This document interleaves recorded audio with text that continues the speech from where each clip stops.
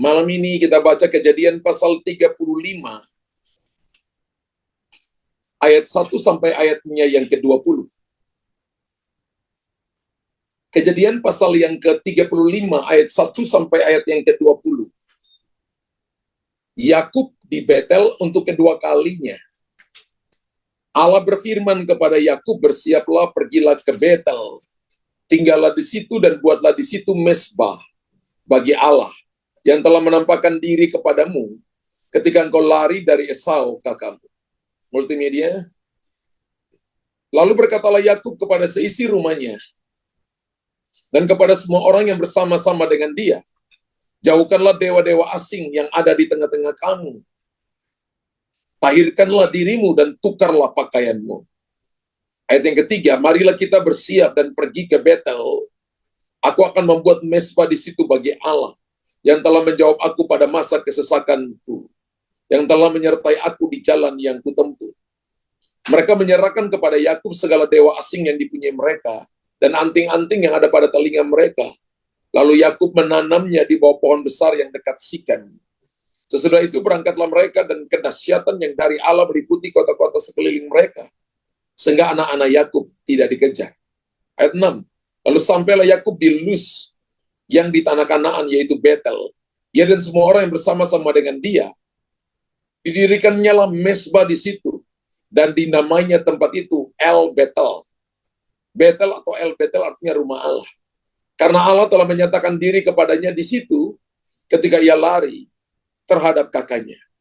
Ketika Deborah, ayat 8, ketika Deborah inang pengasuh Ribka mati, dikuburkanlah ia di sebelah hilir Betel, di bawah pohon besar yang dinamai orang pohon besar pengasingan.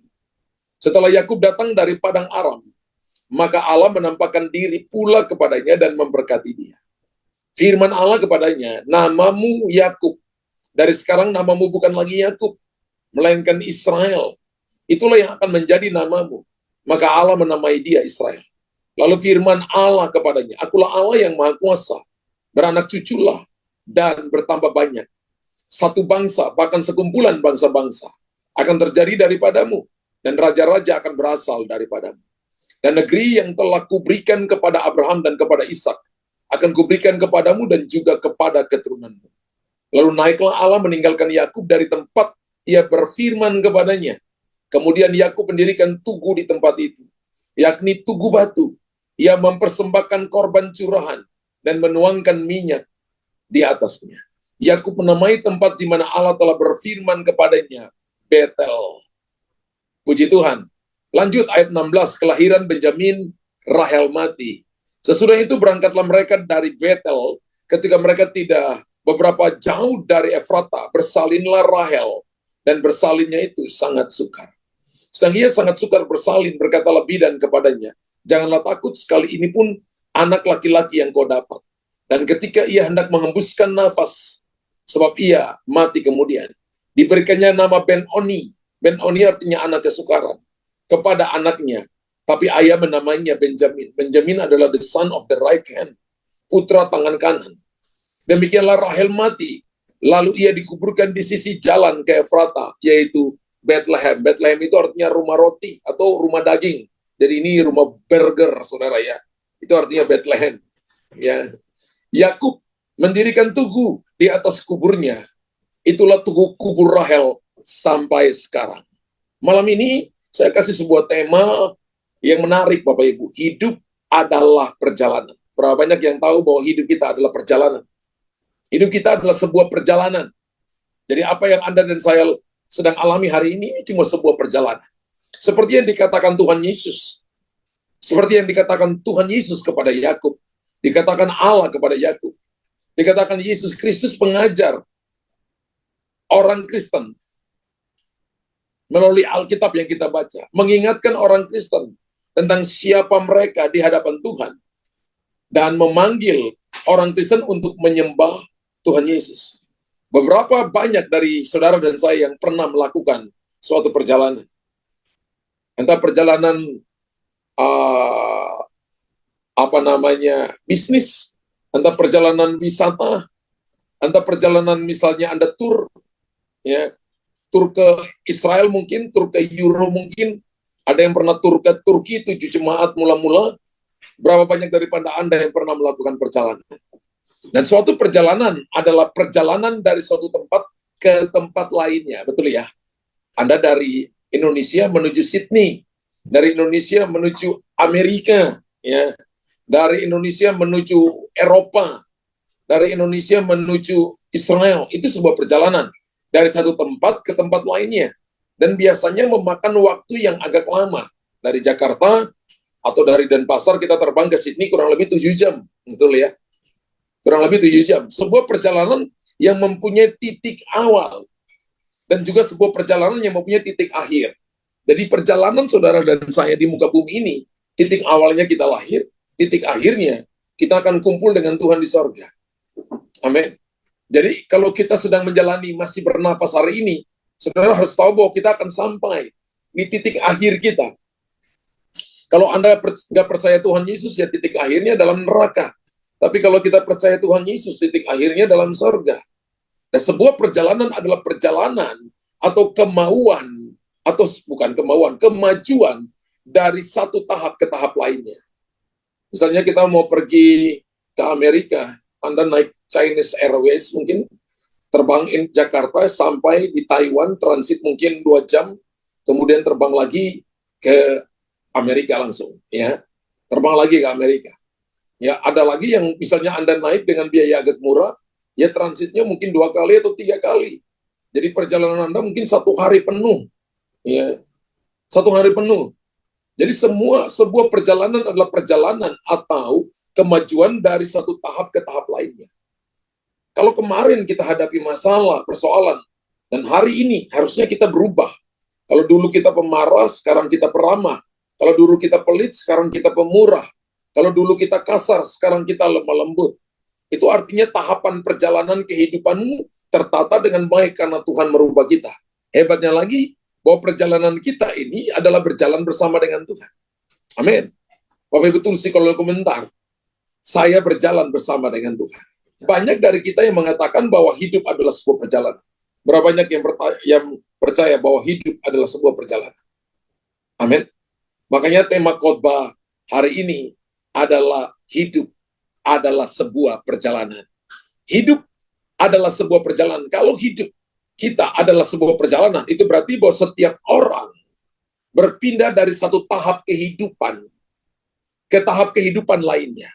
Hari ini kalau Bapak Ibu sedang dalam pergumulan masalah, ini cuma sebuah perjalanan untuk kita pindah ke tahap kehidupan lainnya.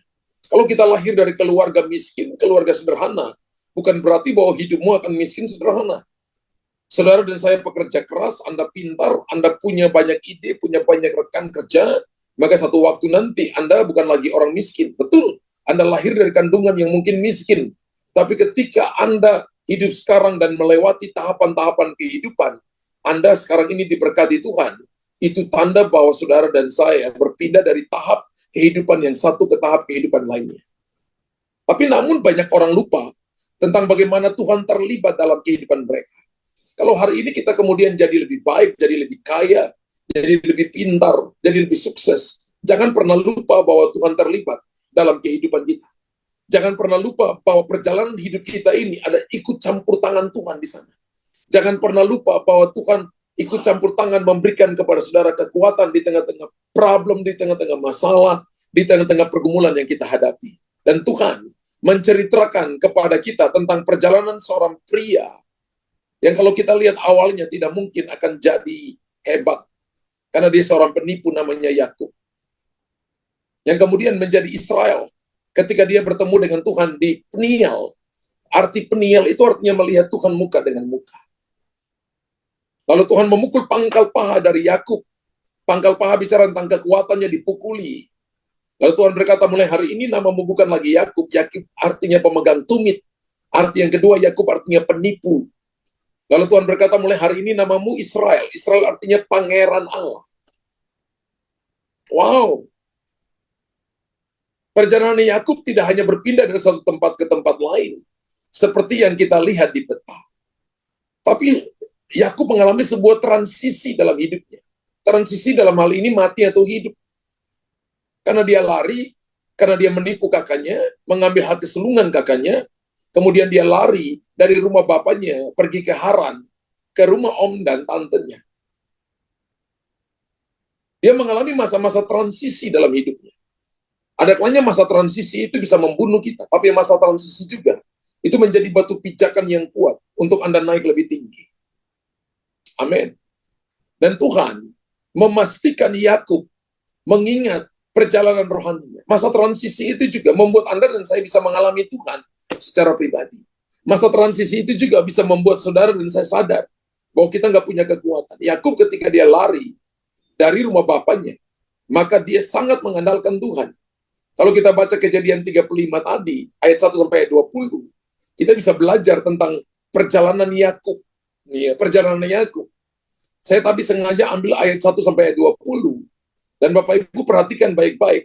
Nanti kalau kita perhatikan dalam kitab Kejadian 34 ayat 30 boleh ditunjukkan ayatnya. Kejadian 34 ayat yang ke-30. Kejadian 34 ayat 30. Multimedia bantu saya. Yakub berkata kepada Simeon dan Lewi, kamu telah mencelakakan aku dengan membusukkan namaku kepada penduduk negeri ini, kepada orang Kanaan dan orang Feris. Padahal kita ini hanya sedikit jumlahnya. Apabila mereka bersekutu melawan kita, tentulah mereka akan memukul kita kalah, dan kita akan dipunahkan, aku beserta seisi rumahku. Umat pilihan Tuhan, atau Israel, Yakub, itu menjadi bau busuk bagi dunia karena perbuatan fasik mereka. Bahkan karena pemberontakan mereka hari ini, kita terima firman Tuhan. Tuhan seharusnya menyerah pada mereka. Harusnya Tuhan hands up. Tapi hari ini saya beritahukan kepada saudara, Tuhan belum berhenti dengan Israel sebagai satu bangsa. Hari ini Israel sebagai satu bangsa yang lebih besar, Israel secara rohani ya. Namun, karena Tuhan berjanji, apa yang Tuhan lakukan, meskipun umat Tuhan atau bangsa Israel berdosa, Tuhan tetap menolong mereka, saudara. Dan saya perhatikan begini, waktu saya renungkan Kejadian pasal 35, ayat 1 sampai ayat 20, saya merenungkan ada 3 hal penting yang Tuhan lakukan bagi bangsa ini. Yang pertama, Tuhan memberikan instruksi kepada Yakub. Tuhan memberikan arahan yang sangat jelas kepada Yakub. Itu hal yang pertama. Tuhan memberikan arahan, guidance-nya kepada Yakub. Yang kedua, Tuhan memberikan pengingat kepada Yakub. Dan yang ketiga adalah Tuhan menyuruh Yakub untuk menyembah Tuhan satu-satunya Kurios, penguasa tunggal, Elohim, Yahweh, Adonai, Allah yang kudus, Allah yang maha besar. Jadi 3 hal ini 3 hal yang penting yang Tuhan berikan kepada Yakub dalam perjalanannya dia. Dalam perjalanan kita juga harus ingat bahwa ada instruksi Tuhan kepada kita every day. Setiap waktu ada instruksi Tuhan. Ya, ada arahan Tuhan yang jelas. Yang kedua, Tuhan memberikan pengingat kepada Yakub. Artinya Tuhan akan ingat kepada Israel, Tuhan akan ingat kepada Yakub, Tuhan akan ingat kepada saudara. Kalau dalam kitab Yesaya berkata kita ditulis dalam telapak tangan Tuhan, dan kita menjadi biji matanya. Dan Tuhan menyuruh Yakub untuk menyembah Tuhan. Tuhan memberi umatnya cara untuk kembali kepadanya dengan berbicara langsung kepada Tuhan. Tuhan mungkin sedang berbicara kepada kita hari ini. Dan mengapa Tuhan menyuruh Yakub pergi ke Betel? Betel itu house of God, rumah Allah. Bet itu rumah, El itu Allah. Makanya Bethlehem. Kalau ada kata Bet itu artinya rumah. Ya. Bahasa Ibraninya itu Bet adalah rumah. Ya. El adalah Allah, Elohim. Ya. Makanya tadi dikatakan El Betel, rumah Allah, rumah Tuhan, house of God. Berbalik sejenak, dan kita lihat Kejadian 28 ayat yang ke-20. Kejadian 28 ayat 20, kita berbalik sejenak, lihat Kejadian 28 ayat 20. Tolong multimedia. Lalu bernasarlah Yakub jika Allah menyertai dan akan melindungi aku di jalan yang kutempuh ini. Lihat baca, jalan yang kutempuh adalah perjalanan Yakub dengan Tuhan. memberikan kepadaku roti untuk dimakan dan pakaian untuk dipakai. Dikatakan jika Allah menyertai dan akan melindungi aku di jalan yang kutempuh ini, memberikan kepadaku roti untuk dimakan dan pakaian untuk dipakai.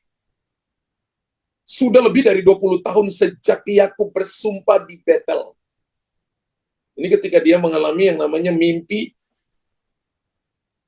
Dia melihat malaikat naik turun tangga, dan Tuhan memberikan kepada dia 16 instruksi. Tuhan memberikan dia kepadanya sebuah tanda kepada dia.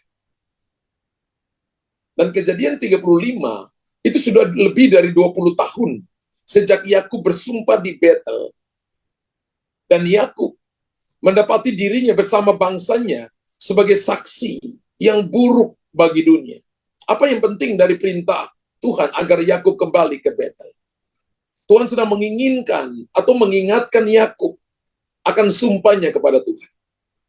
Itu Yakub bersumpah. Tuhan juga mengingatkan Yakub akan nama barunya dan janji Tuhan kepada Yakub. Nama baru Yakub adalah Israel. Sekarang ini dipakai oleh satu bangsa yang ada di Timur Tengah, yaitu Israel. Mungkinkah Tuhan mengingatkan kepada kita tentang hubungan kita dengan Tuhan Yesus? Dan Tuhan memberikan sebuah petunjuk khusus dalam beribadah. Apa petunjuk khusus? Kalau kita lihat Kejadian pasal yang ke-35 ayat 9-14, membangun mezbah bagi Tuhan. Ini petunjuk-petunjuk khusus yang Tuhan berikan kepada Yakub. Saya percaya bahwa Tuhan juga mau. Setelah Yakub datang dari padang Aram, ayat 9, maka Allah menampakkan diri pula kepadanya dan memberkati dia. Ayat 9 sampai ayat 14. Kalau kita lihat ayat 9, 10, 11, 12, 13, 14, 6 ayat itu, maka Tuhan memberikan ada 5 instruksi khusus kepada Yakub. Yang pertama adalah membangun mezbah bagi Tuhan. Terbukti Yakub menyuruh mereka mengumpulkan semua anting-anting yang penyembahan berhala, semua yang berhubungan dengan penyembahan berhala, diberikan kepada Yakub, kemudian dia harus menanamnya di bawah pohon. Yang kedua adalah yang tadi, singkirkan dewa asing. Dewa asing kita, itu bukan mungkin saja hobi kita hari ini. Mungkin kita nggak menyembah berhala. Mungkin saja hobi. Mungkin saja itu uang kita, kesenangan kita, harus kita singkirkan. Yang ketiga adalah Tuhan mau hal yang khusus dilakukan oleh Yakub dan dilakukan oleh kita adalah menyucikan diri. Tuhan suruh mereka menyucikan diri, berganti pakaian. Berganti pakaian adalah pakaian bicara tentang kehidupan, pakaian bicara tentang gaya hidup. Kalau dulu pakaian kita berdosa, sekarang harus pakai lenan halus, yaitu kehidupan orang-orang benar, perbuatan orang-orang benar yang menyembah Tuhan dengan benar. Kalau dulunya perkataan kita adalah perkataan yang suka mengutuki, sekarang perkataan kita adalah perkataan yang memberkati. Kalau dulu kita kasar, sekarang kita adalah orang yang lemah lembut. Kalau dulu kita adalah orang yang pelit, medit, sekarang kita orang yang murah hati. Amin. Menyucikan diri dan berganti pakaian. Artinya kita punya waktu-waktu di mana ada sabatikal. Sabatikal itu adalah waktu yang kita kasih kepada Tuhan untuk mencari Tuhan dengan sungguh-sungguh. Itu namanya menyucikan diri. Kemudian, petunjuk khusus yang keempat adalah menguburkan berhala. Apa yang terjadi ketika mereka bertobat dan menyembah Tuhan. Menguburkan berhala. Bapak Ibu nggak boleh lagi kembali kepada dunia lama kita. Tapi kita kuburkan masa lalu kita. Kita kuburkan berhala kita seperti apa yang dilakukan oleh Yakub dan keluarganya. Maka mereka menguburkan berhala. Haleluya. Kemudian hal yang kelima adalah mereka menjadi kesaksian bagi dunia. Ini sebuah perjalanan yang Tuhan rindukan, Tuhan mau Bapak Ibu dan saya alami. Dan ini satu-satunya saat ini adalah satu-satunya saat Deborah. Deborah itu siapa? Deborah itu adalah inangnya Ribka. Ya. Inangnya Ribka. Jadi Yakub punya istri itu namanya Ribka. Ketika Ribka keluar dari rumahnya Laban, maka yang mengikuti dia itu adalah inangnya, pengasuhnya, namanya Deborah. Ya, namanya Deborah. Dan kalau Bapak Ibu perhatikan baik-baik, apakah menurut Anda dan saya, Deborah ini dihormati oleh umat Tuhan? Apakah dia dihormati oleh umat Tuhan? Kalau saudara perhatikan baik, entah dari mana Tuhan menyebut wanita ini Deborah, dan Deborah ini meninggal, dan dia dimakamkan di tempat suci yang bernama Betel.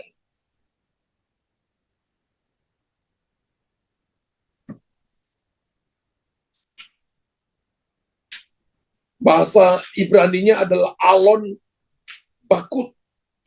Alon Bakut itu artinya pohon ek yang menangis. Dengan kata lain, ini sebuah peribahasa. Artinya banyak yang menangis saat pemakaman Deborah. Jadi ketika Deborah mati, banyak orang menangis. Loh, dia kan cuma inang. Mari saya beritahukan, 20 tahun lebih, Yakub terpisah dari papa dan mamanya. Yang mengurus anak-anak Yakub itu adalah Deborah. Deborah menjadi mama asuh yang mengurus anak-anak daripada Yakub. Makanya Alon Bakut itu artinya pohon ek yang menangis. Atau peribahasa, banyak yang menangis saat pemakaman Deborah. Mengapa banyak tangisan saat pemakaman Deborah? Satu-satunya tempat lain dalam Alkitab yang dicatat Deborah adalah di kitab Kejadian. Kejadian 24 ayat 59. Dikatakan maka mereka mengirim Ribka, saudara perempuan mereka, bersama-sama dengan perawatnya. Maka Ribka saudara mereka dan inang pengasuhnya. Inang pengasuh ini adalah Deborah. Dan hamba Abraham dan orang-orang yang dibiarkan mereka pergi. Mereka mengirim Ribka, saudara perempuan mereka, bersama dengan perawatnya, hamba Abraham, dan anak buahnya. Dan Bapak Ibu perhatikan bahwa Deborah itu adalah perawat dari Ribka. Dia merawat Ribka. Wow. Luar biasa. Dan ingat Yakub itu anaknya berapa? 12. Yang ngurusin itu Deborah. Deborah adalah perawat Ribka. Ribka adalah ibu Yakub. Betul? Namun kita melihat Deborah berpergian bersama dengan Yakub. Dan Alkitab tidak memberitahu kita secara langsung, tetapi dapatkah saudara dan saya melihat apa yang terjadi? Yakub meninggalkan ibu dan ayahnya dalam perjalanan mencari istri, betul ya? Yakub menikahi Lea, ya, dan Rahel, dan memiliki 12 anak dalam waktu sekitar 20 tahun. Jadi Yakub itu, ya, Deborah itu seperti mamanya Yakub itu kan Ribka, maksud saya tadi. Mamanya Yakub itu namanya Ribka. Sedangkan Yakub sendiri menikahi Lea dan Rahel kan gitu. Dan memiliki 12 anak dalam waktu sekitar 20 tahun. Jadi ketika Yakub meninggalkan Ribka dan Ishak, Deborah ikut. Coba tebak siapa yang menjadi ibu bagi Yakub selama ini. Selama dia jauh dari ayah ibu kandungnya. Deborah. Makanya Alkitab dengan jelas berkata bahwa Deborah mati dan dikuburkan oleh Yakub. Meskipun dia tidak melahirkan Yakub, Deborah merasa terhormat karena dia adalah ibu dari Yakub dan umat pilihan Tuhan Israel selama lebih dari 20 tahun. Karena itu kenapa sampai tadi dipakai bahasa Ibrani yang tadi saya katakan. Ya, yang saya katakan tadi, Alon Bakut. Banyak yang menangis saat pemakaman Deborah. Karena dia mengurus anak-anak orang yang diberkati yang namanya Israel selama 20 tahun. Ini perjalanan, saudara. Mungkin beberapa daripada kita, mungkin orang tua jauh dari kita. Mungkin beberapa daripada kita tidak merasakan kasih Tuhan. Tapi Tuhan bisa mempertemukan Anda dengan teman-temanmu di dalam gereja, teman-teman di tempat pekerjaan, yang memperhatikan Anda, yang mengurus Anda dengan baik. Makanya tadi saya katakan, meskipun Deborah tidak melahirkan Yakub, Deborah merasa terhormat karena dia adalah ibu dari Yakub dan umat pilihan Tuhan, yaitu Israel selama 20 tahun. Dan selama 20 tahun, Deborah itu seperti ibu bagi mereka. Inilah intinya, bahwa wanita manapun, bahkan seorang pelayan perawat seperti Deborah, bisa menjadi ibu bagi seseorang, dan bisa menerima sebuah kehormatan, dikuburkan di suatu tempat yang sangat kudus, yaitu Betel. Tuhan dapat memanggil wanita manapun untuk melayani seseorang sebagai ibu bagi dia. Mungkin hari ini Anda sudah menjawab panggilan itu. Puji Tuhan. Mungkin Tuhan memanggil saudara dan saya sekarang untuk menjadi ibu bagi seseorang. Haleluya. Kalau hari ini anak kita, terus kita dilayani mereka dengan baik, maka kita jadi ibu bagi mereka. Kalau anak kita tempat lain, ada orang yang di sekeliling kita, kita bisa nolong mereka, berikan nasihat kepada mereka, mendoakan mereka, kita menjadi ibu bagi mereka. Deborah menjadi ibu bagi Yakub dan bagi anak-anaknya, bagi keturunan Israel itu 20 tahun lebih. Mari kita berhenti sejenak untuk berdoa bagi para wanita-wanita istimewa ini. Saya percaya Indonesia banyak sekali wanita-wanita istimewa. Anda, saudara dan saya harus tahu siapa Anda. Kalau hari ini Anda jadi sesuatu, ada wanita-wanita istimewa yang berjuang untuk Anda sampai hari ini. Yang telah dipanggil untuk melayani sebagai seorang ibu. Jangan sampai kita tidak mengurus anak-anak kita. Jangan sampai kita tidak mendoakan anak-anak kita. Dan Tuhan mencatat bagi kita pengorbanan menjadi seorang ibu itu melalui Rahel. Amin. Rahel itu meninggal saat melahirkan seorang putra. Tadi kita baca. Ya. Karena kehidupan yang berharga dilahirkan oleh seorang ibu, maka ibu harus selalu dihormati. Amin. Saya nggak lihat amin ibu-ibu di sini ya. Dalam kolom komentar. Tuhan menginginkan kita untuk menghormati ibu kita. Bahkan sebelum 10 perintah Allah ini ditulis. Tuhan mau supaya kita menghormati ibu kita, menghormati orang tua kita. Haleluya. Kalau hari ini Anda tidak menghormati orang tuamu, bertobatlah. Tidak menghargai orang tuamu, bertobatlah. Ada orang berkata seorang ibu bisa punya 7 anak, tapi belum tentu 7 anak bisa ngurus satu orang ibu. Kalau Anda nggak bisa ngurus ibumu, bagaimana Anda bisa jadi berkat bagi banyak orang? Apalagi yang bisa kita pelajari dari perjalanan Yakub? Apa yang dia lakukan Yakub dengan benar? Yakub benar-benar menyembah Tuhan. Dan dia bertindak berdasarkan panggilan kepemimpinannya. Hidup saudara dan saya sesukses apapun, tanpa kita menyembah Tuhan, di hadapan Tuhan itu dihitung sia-sia. Sepintar apapun kita, tanpa kita menyembah Tuhan, di hadapan Tuhan itu tidak ada artinya. Maka Yakub benar-benar menyembah Tuhan. Dan dia bertindak berdasarkan kepanggilan kepemimpinannya. Mari saudara dan saya kita mulai merangkum prinsip-prinsip Alkitabiah di bagian ini. Bertindak berdasarkan panggilan kepemimpinannya. Kalau kita lihat perjalanan hidup kita sebagai orang Kristen, itu mirip dengan perjalanan hidup Yakub. Benar? Kehidupan kekristenan itu mempunyai awal, mempunyai akhir juga. Awal dari kehidupan kekristenan adalah ketika seseorang menyadari bahwa bukan apa yang kita lakukan yang akan membawa kita ke sorga, tapi apa yang Yesus lakukan di kayu salib, itu yang membawa saya ke sorga ketika saya percaya kepada Tuhan. Seseorang menjadi Kristen ketika mereka percaya dan menerima Yesus Kristus, satu-satunya juru selamat dan Tuhan. Menurut Roma pasal 10 ayat 9 dan 10. Mengaku dengan mulut, percaya dalam hati, Yesus adalah Tuhan, maka kamu diselamatkan. Kalau hari itu mati, Anda dibawa ke Firdaus. Tapi kalau masih Anda hidup minggu depan, bulan depan, tahun depan, maka Anda dan saya perlu pertobatan. Dan kehidupan kekristenan adalah sebuah perjalanan sampai Yesus membawa orang Kristen itu ke surga selama-lamanya.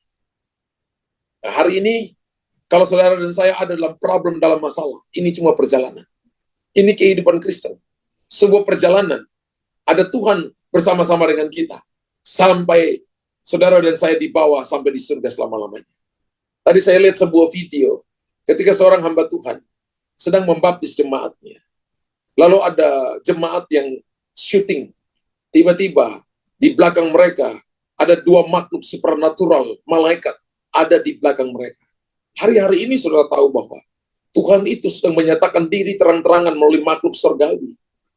Beberapa minggu yang lalu, kalau kita lihat di IG dan sebagainya, di atas langit Israel, ada ribuan malaikat yang bisa dilihat melalui handphone, yang bisa di-shooting oleh orang dan bisa di-share melalui media online.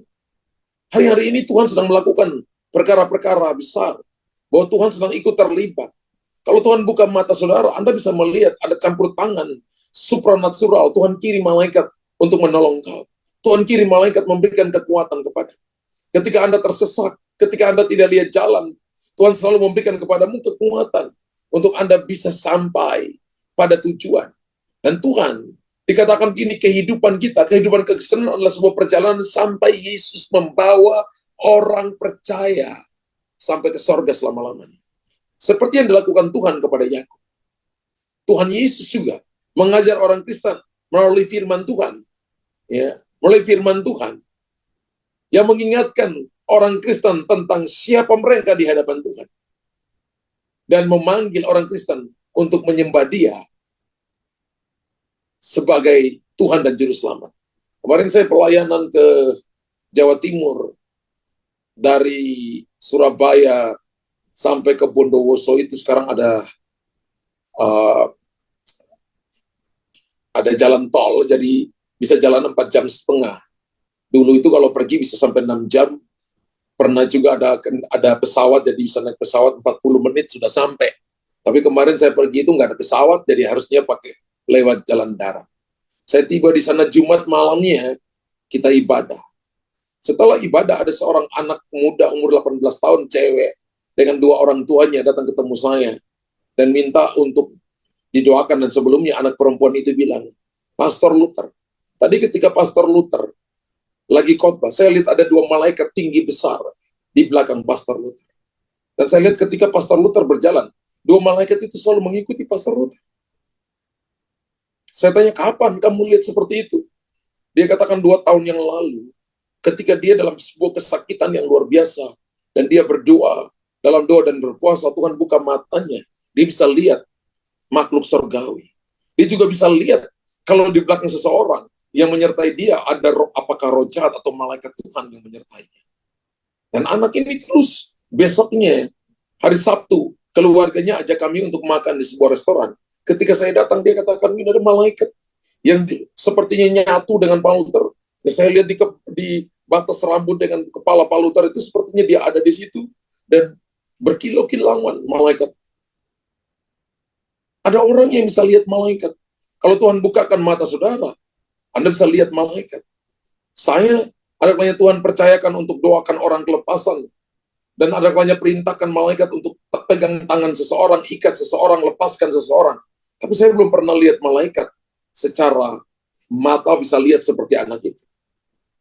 Tuhan itu bisa melakukan hal-hal yang ajaib. Saya ingat 2001 kalau nggak salah, di tengah-tengah pandemi, saya pergi pelayanan ke Pontianak, saya ingat. Waktu di Jakarta itu saya sudah rasa nggak enak. Saya pikir saya juga kena COVID. Saya telepon teman saya, kalau bisa saya jangan datang ke Pontianak. Dia katakan, datang aja pastor. Nggak ada yang nggak bisa hamba Tuhan yang ganti. Kemudian saya datang, malam itu, karena acaranya itu panjang, saya khotbah itu sudah jam 11 malam. Istri saya sama anak saya ikut by Zoom atau ikut by YouTube ya. Dan anak saya itu nangis sambil doa. Dan ketika dia doa, dia lihat bahwa sepertinya ada 2 malaikat besar yang muncul dari dalam tanah. Satunya tiba-tiba menggendong saya dan satunya berdiri di samping saya. Saya nggak rasa apa-apa. Tapi hari itu saya rasa tubuh saya itu pegal-pegal, tapi saya rasa saya begitu kuat. Dan saya rasa bahwa Tuhan pimpin saya sampai saya khotbah selesai. Kemudian saya naik ke kamar. Ya, waktu saya pulang sampai di Jakarta baru anak saya cerita, ya dia nangis terus mamanya tanya kenapa. Saya lihat malaikat yang ada yang satu yang pikul papa, yang besar sekali itu pikul papa taruh di atas pundak. Ya, saya nggak rasa apa-apa, tapi anak saya bisa lihat seperti itu. Saya beritahukan kepada saudara, perjalanan kita ini dijagai oleh makhluk-makhluk supranatural. Bahkan Tuhan berkata bahwa Dia Immanuel. Dia Allah yang menyertai kita dan tidak akan membiarkan kita berjalan seorang diri. Tuhan memberkati saudara. Amin. Bapak Ibu tulis di kolom komentar. Perjalanan saya adalah perjalanan bersama dengan Tuhan. Hidup adalah sebuah perjalanan. Bergairahlah. Ibu Ina, silakan Ibu Ina. Shalom, Pastor. Shalom, selamat malam. Ya, baik Bapak Ibu Saudara, kita berdoa. Bapak, kami mengucap syukur buat malam ini yang Tuhan berikan untuk kami boleh datang beribadah. Kami sudah mendengarkan firman-Mu yang disampaikan oleh hamba-Mu. Terima kasih, kami percaya bahwa firman-Mu itu hidup di dalam hati kami. Bahwa ketika kami berjalan bersama dengan Tuhan, maka kami tidak akan pernah takut bahaya apapun. Masalah tantangan diperhadapkan bagi kami, tapi kami imani firman-Mu ini hidup, bahwa Tuhan yang ada bersama dengan kami menuntun setiap langkah-langkah kami, sehingga kami sanggup dan mampu untuk melewati perjalanan ini bersama dengan Tuhan. Terima kasih Bapak. Terima kasih, kami berdoa bagi hamba-Mu yang sudah melepaskan firman-Mu yang luar biasa ini. Kau kembalikan urapan baru kepada Pastor Luther di dalam pelayanannya. Bahkan Tuhan bawa lebih lagi di dalam menjangkau jiwa-jiwa sampai ke ujung-ujung bumi. Bapak terima kasih, berkati kesehatannya, berkati keluarganya, berkati pelayanannya. Terima kasih Bapak, dan saat ini kami rindu untuk menabur dengan apa yang Tuhan sudah berikan bagi kami. Kami percaya bahwa setiap taburan itu akan berada di ladang yang subur. Dan Tuhan terima kasih, berkati setiap umat-umat yang sudah hadir di dalam Zoom ini. Tuhan, Kau berkati keluarga, Kau berkati pekerjaannya, sehingga ketika kami memberikan taburan itu, maka tidak akan pernah kekurangan, tetapi Tuhan akan melipat gandakan apa yang ada pada kami. Terima kasih Bapa, terpujilah Engkau Tuhan. Haleluya, haleluya, amin. Silakan menabur Bapak Ibu Saudara, Tuhan Yesus memberkati.